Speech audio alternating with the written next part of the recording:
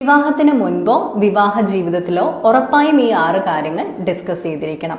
Number 1 എന്ന് പറയുന്നത് കമ്മിറ്റ്മെന്റിനെ കുറിച്ചാണെങ്കിൽ, number 2 എന്ന് പറയുന്നത് സെക്ഷൽ ഇന്റിമസി അല്ലെങ്കിൽ സെക്ഷൽ എക്സ്പെക്ടേഷനെ കുറിച്ചാണ്, ഫിസിക്കൽ ഇന്റിമസിയൊക്കെ കുറിച്ച്. ചിലർക്ക് വളരെ കുറച്ച് ഡിസയർ ഉണ്ടാവും, ചിലർക്ക് ഹൈപ്പർ ഡിസയർ ആയിരിക്കും. നിങ്ങളുടെ എക്സ്പെക്ടേഷൻ അവിടെ ഉറപ്പായും മീറ്റ് ചെയ്യപ്പെടണമല്ലോ.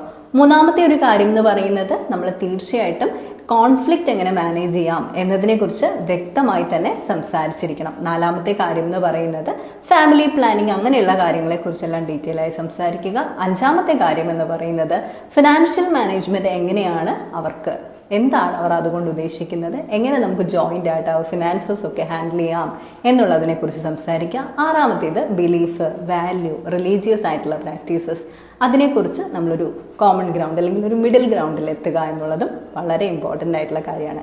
ഈ 6 കാര്യങ്ങൾ ഉറപ്പായും ഡിസ്കസ് ചെയ്തിരിക്കണം കേട്ടോ.